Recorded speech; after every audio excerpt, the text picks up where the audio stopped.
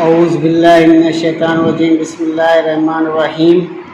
अस्सलाम वालेकुम दोस्तों अॼु आउं सिंधी ग्रामर में अखर लफ़्ज़ ऐं जुमलनि जो नंढियूं डेफिनेशन खणी आहियां जेके तमामु बेसिक शयूं आहिनि।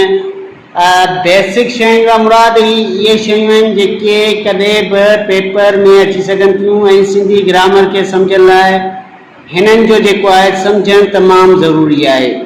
तंहिं करे वीडियो खे एंड ताईं ॾिसियो ऐं उहे दोस्त जेके मुंहिंजे चैनल ते नवां आहिनि उन्हनि खे गुज़ारिश आहे त मुंहिंजे चैनल खे सब्सक्राइब कनि, लाइक कनि, कमेंट्स कनि त जीअं मुंहिंजी वीडियो जेको आहे तव्हांखे तव्हां ताईं पहुची सघे ऐं बेल आइकॉन ते ज़रूरु क्लिक कजो त जीअं सभ खां पहिरीं मुंहिंजी वीडियो तव्हां ताईं पहुची सघे।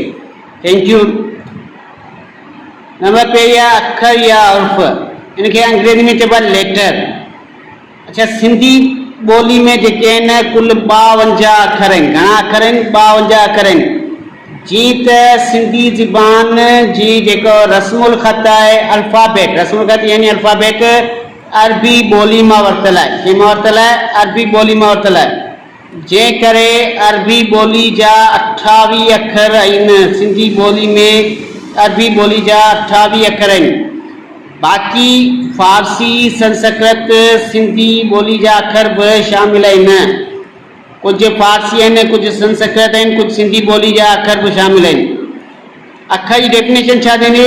अलफ़ बे जी 52 निशानियुनि मां हर हिकु निशानी खे अखर चइबो आहे। माना अलफ़ बे जी जेके 52 निशानियूं आहिनि, जीअं अलफ़ अख, बे बदक, बे बकरी, बेबित, तितारो, ए तरीक़े सां ये जेके ताईं जेके बि निशानियूं आहिनि इन्हनि सभिनी निशानी खे हर हिकु निशानी खे अखर चइबो आहे। माना हीउ जेको आहे हिकिड़ो अखर आहे, हीउ ॿियो अखर आहे, हीउ टियों अखर आहे, हीउ चोथों अखर आहे, हीउ 5 अखर आहे, हीउ 6 अखर आहे। जेके बि अलफ़ बे जूं 52 निशानियूं आहिनि उन्हनि सभिनी मां हर हिकु निशानी खे असां अखर चवंदासीं। हाणे था लफ़्ज़ जी तरफ़। अच्छा दोस्तों, लफ्ज़ यानी अंग्रेजी में इनके चइबो आहे वर्ड, WORD, वर्ड। ॿिनि या ॿिनि खां वधीक अखरनि जो मेड़ जंहिं मां पूरो मतिलबु ज़ाहिर थिए तंहिंखे लफ्ज़ चइबो आहे। मिसाल, काफ़ प्लस ते प्लस अलफ़ प्लस बे, इन मां लफ्ज़ ठहियो किताब। यानी इन मां असांखे पूरो मतिलबु मिले थो। के अहिड़ा लफ़्ज़ हूंदा आहिनि जेके अखर त पाण में मिलंदा आहिनि पर मतिलबु कोन ठहंदो आहे। मिसाल तौरु मीम प्लस नून प्लस ते प्लस रे प्लस अलफ़। हाणे हिन मां हिनखे असां लफ़्ज़ ठाहींदासीं त अलाए कहिड़ो लफ़्ज़ ईंदो, मंत्रा, मंत्रा। हाणे हिन लफ़्ज़ जो को बि मतिलबु कोन थो मिले।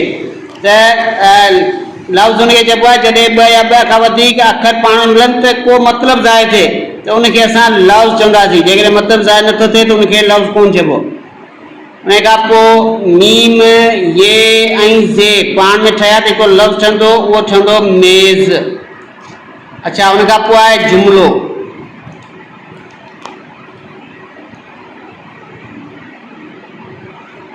अच्छा दोस्तों, जुमिले खे अंग्रेजी में सेंटेंस चइबो आहे। 2 या ॿिनि खां वधीक लफ़्ज़नि जो मेड़, 2 या ॿिनि खां वधीक लफ़्ज़नि जो मेड़ जंहिं मां पूरो मतिलबु ज़ाहिर थिए त उनखे। अच्छा, हिते मूंखां ग़लती सां लफ़्ज़ लिखी वियो आहे, हिते लिखो जुमिलो। जुमिलो चइबो आहे जॾहिं 2 या ॿिनि खां वधीक लफ़्ज़ पाण में मिलनि। हाणे मथे असां लफ़्ज़ जी डेफिनेशन पढ़ी, उन में 2 या ॿिनि खां वधीक अखर पाण में मिलिया पिया ऐं पूरो मतिलबु ज़ाहिर पियो थियो। हिन में वरी जुमिले में छा आहे, 2 या ॿिनि खां वधीक लफ़्ज़ पाण में मिलनि ऐं पूरो मतिलबु ज़ाहिर थिए त उनखे असां जुमिलो चवंदासीं। जुमिलो चइबो आहे। मिसाल, हसन ख़त लिखे थो, मरियम मानी खाए थी। इहे जुमिला आहिनि। के अहिड़ा जुमिला हूंदा आहिनि जेके लफ़्ज़ त पाण में मिलंदा आहिनि पर उन मां को बि मतिलबु ज़ाहिर कोन थींदो आहे। मिसाल तौरु हसन प्लस ख़त प्लस मानी प्लस थो। हाणे हिनखे असां जुमिले खे ठाहींदासीं हसन ख़त मानी थो, हिन मां को बि मतिलबु ज़ाहिर कोन पियो थिए। अहिड़नि जुमलनि खे असां अणपूरो जुमिलो चवंदासीं। छा चवंदासीं? अणपूरो जुमिलो, जंहिंमां को मतिलबु ज़ाहि न थिए, उनखे असां चवंदासीं अणपूरो जुमिलो, इनकम्पलीट सेंटेंस। ही हुई असांजी अॼु जी वीडियो तव्हांखे कीअं लॻी कमेंट्स में पंहिंजी राय ज़रूरु ॾींदा। मिलूं था नेक्स्ट वीडियो में, तेसिताईं पंहिंजो ख़्यालु रखिजो ऐं मूंखे दुआ में यादि रखिजो। अल्लाह हाफ़िज़, टेक केयर।